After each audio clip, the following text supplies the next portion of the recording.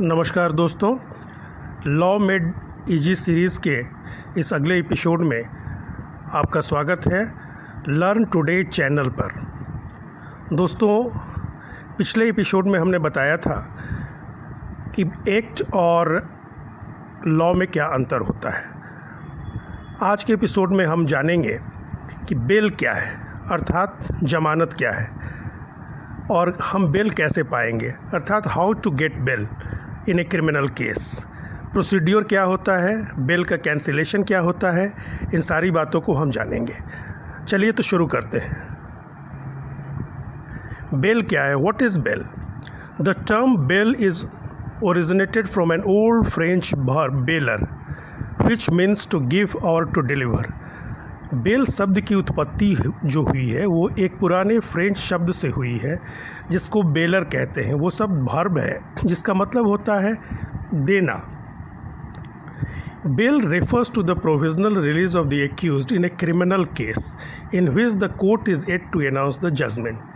Bell refer करता है उस अंतरिम रिलीज़ को, अंतरिम छुटकारे को, जो कि एक एक्यूज्ड को मिलता है, एक अपराधी को एक क्रिमिनल केस में कोर्ट देता है जजमेंट प्रोनाउंस होने के इंतज़ार में, अर्थात फैसला होने के पहले। चूँकि फ़ैसले में देरी होती है, अतः उस बीच में जब तक कि उस केस का फ़ैसला नहीं हो जाता तब तक अंतरिम रूप से बेल दिया जाता है किसी भी क्रिमिनल को, एक्यूज्ड को। The term bail means the security that is deposited in order to secure the release of the accused. Bail शब्द जो है उसका मतलब वो सिक्योरिटी होती है, वो अमाउंट या वो गारंटी होती है जो कि उस एक्यूज्ड को रिलीज़ करने के लिए कोर्ट मांगता है। In general terms, bail means the temporary release of a suspect in any criminal offense who is awaiting court trial after paying the bail bond. General शब्दों में अगर हम कहें तो बेल का मतलब होता है किसी भी एक्यूज्ड का, किसी भी सस्पेक्ट का, संदिग्ध का, जो कि क्रिमिनल ऑफेंस में संदिग्ध है, उसको रिलीज़ करना ट्रायल कोर्ट द्वारा अंतिम जजमेंट आने के पहले और बेल बॉन्ड को भरने के बाद। It becomes applicable after arrest and becomes effective from the moment of the arrest. जैसे ही कोई एक्यूज्ड, जैसे ही कोई संदिग्ध व्यक्ति अरेस्ट होता है, उसी समय से यह अप्लीकेबल हो जाता है और अरेस्ट के समय तक अप्लीकेबल रहता है। नाउ हम लोग डिस्कस करेंगे types of bail in India. What are the types of bail? Depending on the stage of the criminal matter there are commonly 3 types of bail in India. आप सुनते आए होंगे कि रेगुलर बेल, एंटिसिपेटरी बेल या interim bail, इन शब्दों को आप हमेशा से सुनते आए होंगे। ये शब्द क्या है? हमारे यहाँ जो क्रिमिनल ट्रायल होता है वो अलग अलग स्टेज में होता है और उन्हीं के आधार पे हम लोगों ने बेल को 3 भागों में बांटा है। वो है रेगुलर बेल, एंटिसिपेटरी बेल और इंटरिम बेल। अब आइए जानते हैं रेगुलर बेल क्या होता है। A regular bell is generally guaranteed to a person who has been arrested or is in police custody. Regular bell उस व्यक्ति को मिलता है, उस संदिग्ध को मिलता है जो कि अरेस्ट किया जा चुका होता है और वो पुलिस कस्टडी में होता है या फिर जेल जा चुका होता है मजिस्ट्रेट द्वारा फॉरवर्ड होने के बाद। A bail application can be filed for the regular bail under section 437 and 439 of criminal procedure code, that is CRPC। Bail application अब किस सेक्शन में फाइल होता है? दंड प्रक्रिया संहिता की धारा 437 और 439 के अंतर्गत बेल एप्लीकेशन फाइल किया जाता है रेगुलर बेल के लिए। हम रेगुलर बेल की बात कर रहे हैं। अब आइए जानते हैं एंटिसिपेटरी बेल क्या होता है। Anticipatory bell is guaranteed under section 438 of CRPC either by session court और हाई कोर्ट। एंटिसिपेटरी बेल का एप्लीकेशन जो होता है वो सेक्शन 438 के अंतर्गत, 438 के अंतर्गत फाइल होता है सेशन कोर्ट में, जो कि हर एक ज़िले में होता है, या फिर हाई कोर्ट में। Anticipatory bail is applied in a condition where there is fear of arrest of the person by the police for a non bailable offence. अब आइए एक बेसिक अंतर जानते हैं कि रेगुलर और एंटिसिपेटरी बेल में क्या होता है। रेगुलर बेल में व्यक्ति कस्टडी में होता है, जेल में होता है या पुलिस कस्टडी में होता है, तब रेगुलर बेल के लिए अप्लाई करते हैं। जबकि एंटिसिपेटरी बेल वो कंडीशन है जब किसी व्यक्ति को यह आशंका होती है कि उसे अरेस्ट कर लिया जाएगा, there is a fear of arrest by the police, चूँकि उसने एक नॉन बेलेबल ऑफेंस कमिट किया होता है या वो नॉन बेलेबल ऑफेंस में एक्यूज्ड होता है, उस पर संदेह होता है कि उसने एक ऐसा ऑफेंस किया है जो नॉन बेलेबल है, तब वो व्यक्ति जेल से बाहर रहते हुए इस आशंका से कि उसे अरेस्ट किया जा सकता है एंटीसिपेटरी बेल के लिए अप्लाई कर सकता है। एक शब्द और होता है, वो होता है इंटरिम बेल। हम जानते हैं कि इंटरिम बेल क्या कहते हैं। Interim bell is the type of bail guaranteed for a short period of time and it is guaranteed before the hearing for the grant of regular bail or anticipatory bail. Interim bell है, छोटे समय के लिए दिया जाता है। अगर हमारा बेल एप्लीकेशन रेगुलर बेल या एंटीसिपेटरी बेल के लिए पेंडिंग होता है किसी कोर्ट में, लंबित होने की स्थिति में इंटरिम बेल दिया जाता है कोर्ट के द्वारा। अब प्रक्रिया पर आते हैं, how to apply for the bail. Bail के लिए अप्लाई कैसे करते हैं? When a person is arrested, he is taken to the police station to file the case. The police station where the suspect is taken is the one which exercises jurisdiction over the area where the suspect resides. जब कोई व्यक्ति arrest होता है तो वो अपने police station में उसे ले जाया जाता है। जनरली पुलिस स्टेशन वो होता है जिस एरिया में वो क्राइम होता है या वो व्यक्ति वहाँ रिसाइड करता है, अर्थात रहता है। आप बेल मैटर के लिए किसी क्रिमिनल वकील की सहायता ले सकते हैं, बेल फाइल करना हो आपको तो। अब आइए जानते हैं कि बेलेबल ऑफेंस में बेल कैसे मिलता है। Section 436 of code of criminal procedure 1973 lays down that a person accused of bailable offense under IPC can be guaranteed bail.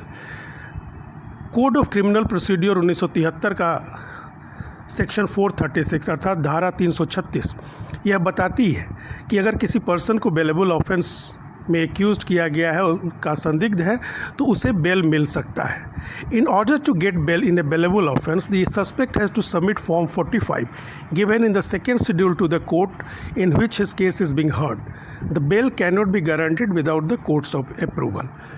ये तो क्लियर है कि बेल कोर्ट के अप्रूवल के बाद ही गारंट होता है और इसके लिए एक्यूज्ड को अर्थात संदिग्ध को फॉर्म 45 जो कि सेकेंड शेड्यूल में दिया गया है सीआरपीसी के, सबमिट करना होता है कोर्ट के सामने। The accused may be released on bail on executing a bail bond with or without furnishing securities. Accused को अर्थात संदिग्ध को बेल पे छोड़ा जा सकता है बेल बॉन्ड एग्जीक्यूट करने के बाद।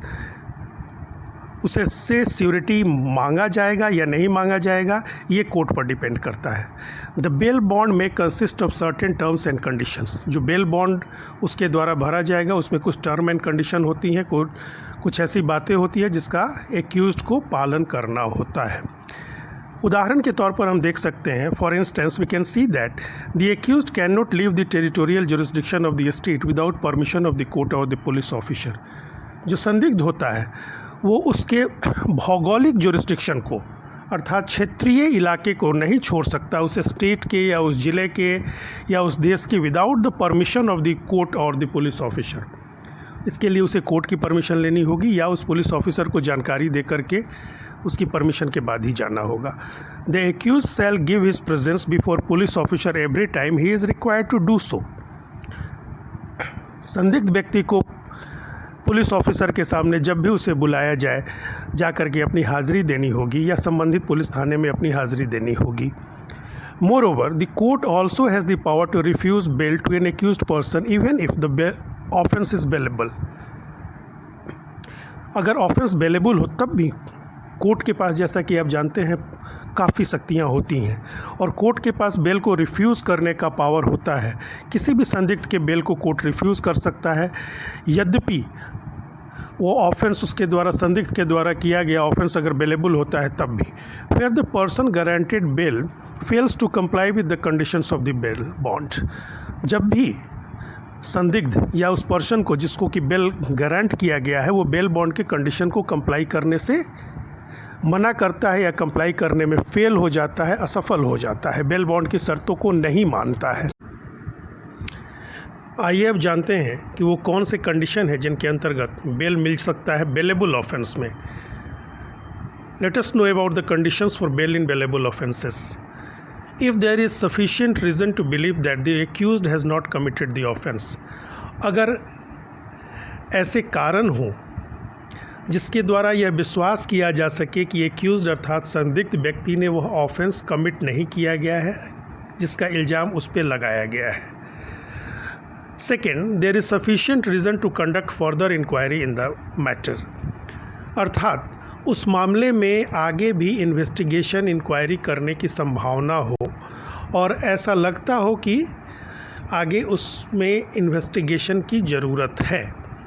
And the third one is the person is not accused of any offence punishable with death, life imprisonment और इम्प्रिजनमेंट अप टू 10 ईयर्स। और अगर संदिग्ध व्यक्ति पे अर्थात एक्यूज्ड पे ऐसा कोई इल्ज़ाम नहीं लगा हो जिसकी सज़ा मृत्युदंड, आजीवन कारावास या फिर 10 साल तक जेल की सज़ा हो। Bail in case of a non bailable offence. अब आइए देखते हैं कि नॉन बेलेबल ऑफेंस में बेल कैसे मिलता है। Section 437 of code of criminal procedure 1973 lays down that the accused doesn't have the right to apply for bail in non-bailable offences. It is discretion of the court to grant bail in case of non-bailable offences. Section 473 criminal procedure code यह कहता है कि यह court का discretion है कि non bailable cases में case bell दिया जाए या न दिया जाए। एक्यूज्ड का कोई राइट नहीं होता, ये डिस्क्रिशन होता है, ये कोर्ट पर निर्भर करता है कि वो बेल दे या न दे। The suspect has to submit form 45 given in the second schedule to the court in which his case is being heard. और संदिग्ध व्यक्ति को फॉर्म 45 जो कि सेकेंड शेड्यूल में दिया गया है कोर्ट को फर्निश करना पड़ता है जहाँ पर उसका ट्रायल हो रहा है, जहाँ उस केस की सुनवाई हो रही है। However, the court may generally refuse the bail if the bail bond has not been duly executed. हालांकि कोर्ट बेल रिफ्यूज़ कर सकता है अगर बेल बॉन्ड को सही ढंग से नहीं फर्निश किया गया हो और if the offence committed is of grave nature, काफ़ी गंभीर प्रकृति का अपराध हो, which imposes death punishment or life imprisonment such as murder, rape etcetera. अगर ऐसा ऑफेंस कमिट किया गया हो जिसकी सज़ा मृत्युदंड हो या फिर आजीवन कारावास हो, अर्थात ऐसे क्राइम जिसमें मर्डर किया गया हो एक्यूज्ड के द्वारा या मर्डर का इल्ज़ाम लगा हो, रेप का इल्ज़ाम लगा हो, बलात्कार इत्यादि का इल्ज़ाम लगा हो, तो ऐसे केसेस में बेल जनरली नहीं मिलता है। In cases where the accused has attempted to abscond, prevent his arrest by hiding and also when his credentials are doubtful. ऐसे केसेस में भी जहां एक्यूज्ड भागने की चेष्टा कर रहा हो या बहुत दिन तक भागा हुआ हो, कहीं छुपा हुआ हो या फिर उसकी साख अर्थात उसके क्रेडेंशियल डाउटफुल हो, ऐसा लगे कि नहीं ये डाउटफुल कैरेक्टर का व्यक्ति है, वहाँ पर कोर्ट बेल देने से इनकार कर सकता है। The application for bail shall be filed before the magistrate who is conducting the trial. Bail के लिए एप्लीकेशन उस मजिस्ट्रेट के सामने फाइल होता है जो कि ट्रायल को कंडक्ट कर रहा है। The application after being filed is usually listed on the next day. दूसरे दिन वो लिस्ट पे आता है। On such day the application will be heard and the police shall also present the accused in the court. और उस सुनवाई के दिन पे पुलिस एक्यूज्ड को कोर्ट में लाती है और वहाँ पे उसके एप्लीकेशन की, उसके आवेदन की सुनवाई होती है। The magistrate may pass such orders as he thinks fit. Magistrate जो है उसकी सुनवाई के बाद ऐसे आदेश पारित करता है जो कि वो उचित समझता है। If the accused is a women or child, bail can be guaranteed in a non bailable offence. अगर एक्यूज्ड अर्थात संदिग्ध व्यक्ति वुमेन महिला हो या एक बच्चा हो, जनरली नॉन बेलेबल ऑफेंसेस में भी उसको बेल मिल जाते हैं। If there is lack of evidence then bail in non bailable offences can be guaranteed. अगर यथोचित सबूत नहीं होते हैं, लैक ऑफ एविडेंस होता है, तब भी एक्यूज्ड को अर्थात संदिग्ध को बेल मिल जाता है। If the accused is gravely sick, अगर एक्यूज जो है वो ग्रेवली सिक हो अर्थात बुरी तरह से बीमार हो, तब भी जनरली बेल मिल जाता है। हालांकि ये सभी चीज़ मजिस्ट्रेट के डिस्क्रिशन पे है, मजिस्ट्रेट की समझ पे है कि वो बेल देना चाहता है या नहीं देना चाहता है। अब आइए बात करते हैं पेमेंट ऑफ बिल अमाउंट की। The bail amount that the accused has to deposit is also based on the discretion of the court. यहाँ भी कोर्ट का डिस्क्रिशन है कि वो बेल अमाउंट कितना निर्धारित करता है. However, in criminal cases with lower gravity, a standard amount is set by convention and practice, which needs to be deposited by awarding the bail. छोटे छोटे ऑफेंसेस में जो उतने ग्रेव नहीं होते हैं क्रिमिनल केसेस में, वहाँ एक स्टैंडर्ड अमाउंट फर्ज कीजिए 10,000 रुपये, 20,000 रुपये इत्यादि निर्धारित कर दिए जाते हैं. कन्वेंशन से ऐसा चलता आया है, इसका कोई फिक्स्ड रूल नहीं है, लेकिन एक स्टैंडर्ड अमाउंट कोर्ट के द्वारा सेट कर दिया जाता है जो कि एक्यूज्ड को जमा करना पड़ता है और उसके बाद उसे बेल मिल जाती है. अब आइए जानते हैं कि when the bail can be denied and when can be guaranteed. Bail cannot be denied unless the offence charged is of the highest magnitude and the punishment of committing it is passed by law is of extreme gravity. Generally bail दे दिया जाता है. Bell तभी नहीं मिलता है जबकि offence अर्थात जो क्राइम किया गया है, जो अपराध किया गया है वो बहुत ही ग्रेव हो और उसके लिए ग्रेव सज़ा अर्थात काफ़ी कड़ी सज़ा कानून में निर्धारित हो. Bail can be denied if there is chance of the applicant obstructing with the witness for the prosecution और विदाउट पॉल्यूटिंग और otherwise polluting the process of justice. उस केस में भी अगर यह आशंका हो कि जो एक्यूज्ड है वो विटनेसेस को डरा धमका सकता है, गलत गवाही देने के लिए या गवाही देने से इनकार करवा सकता है, या जो एविडेंस है, जो सबूत है, उन सबूतों के साथ छेड़खानी कर सकता है, अर्थात वो जस्टिस को, न्याय की प्रक्रिया को बाधित कर सकता है, तो उस केस में भी बेल को डिनाई किया जा सकता है. Bail can be denied if the past record of the accused who is applying for bail particularly has a bad record which suggests that he is likely to commit another serious offense while on bail. आपने criminal antecedent का बार बार नाम सुना होगा, अर्थात उसका आपराधिक इतिहास. अगर एक्यूज्ड का पास्ट रिकॉर्ड, अगर संदिग्ध का पास्ट रिकॉर्ड ऐसा है जिससे कि ये लगे कि अगर उसे छोड़ दिया जाए तो वो फिर से वैसे क्राइम को कर सकता है, अर्थात वो हैबिचुअल क्रिमिनल है, पास्ट में भी वो ऐसे क्राइम कर चुका है, तो उस स्थिति में कोर्ट बेल देने से जनरली इनकार कर देता है. Bail can be denied if the course of justice should be prevented by the person who seeks bail for the time being. यहाँ वही बात आती है कि कोर्ट बेल को डिनाई कर सकता है अगर ऐसा लगता है कि न्यायिक प्रक्रिया में बेल देने के बाद जो एक्यूज्ड है, जो संदिग्ध है, वो बाधा पहुंचा सकता है.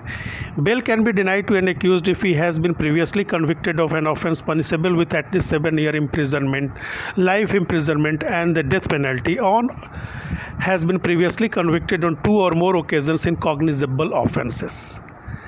जनरली एक्यूज्ड ने अगर कोई ऐसा क्राइम पहले किया हो और जिसमें उसे 7 साल की सज़ा हो चुकी हो, या फिर आजीवन कारावास हो चुका हो, या फिर फांसी की सज़ा हो चुकी हो, या फिर वो 2 बार 2 अलग अलग केसों में कॉग्निजेबल ऑफेंस में उसे सज़ा हो चुकी हो, तो ऐसी परिस्थिति में बेल को जनरली डिनाई कोर्ट करती है, कोर्ट बेल देने से इनकार कर देती है.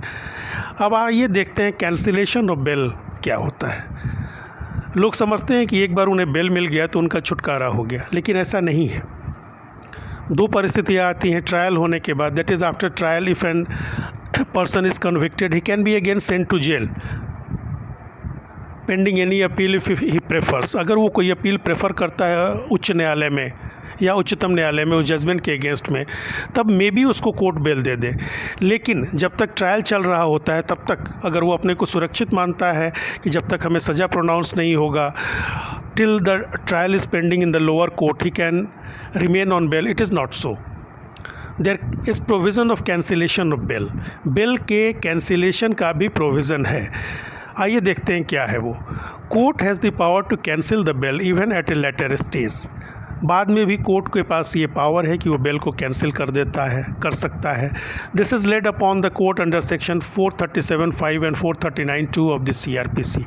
क्रिमिनल प्रोसीड्योर कोड दंड प्रक्रिया संहिता के धारा 437(5) और 439(2) में यह प्रावधान दिए गए हैं. The court can cancel the bail guaranteed by it and give direction to the police officer to arrest the person and keep in police custody. Court bell को कैंसिल करने का आदेश दे सकता है और पुलिस ऑफिसर को फिर से उस एक्यूज्ड को अरेस्ट करने का, पुलिस कस्टडी में लेने का आदेश दे सकता है। ऐसा कब होता है? जब आपने अपना आपराधिक रिकॉर्ड छुपा लिया हो या कोई और गलती की हो, कुछ ऐसा कर रहे हो, एविडेंस के साथ छेड़छाड़ कर रहे हो, बेल बॉन्ड के शर्तों के साथ छेड़छाड़ कर रहे हो, इस कंडीशन में आपका बेल कैंसिल भी हो सकता है। आशा है दोस्तों आपको हमारे द्वारा दिया गया ये प्रेजेंटेशन पसंद आया होगा, आपकी जानकारी बढ़ी होगी। यदि अब भी bail, anticipatory bail, regular bail इत्यादि के बारे में, बेल के प्रोसेस के बारे में आपको कोई शंका है, if there is any problem, any questions regarding the bail process, regarding the provisions of bail content in CRPC, then you can write to us in our comment section and we will more than happy to give you reply. Thank you very much. God bless you. आशा करते हैं आपको ये video पसंद आई होगी। हमारे इस video को like और शेयर करना ना भूलें।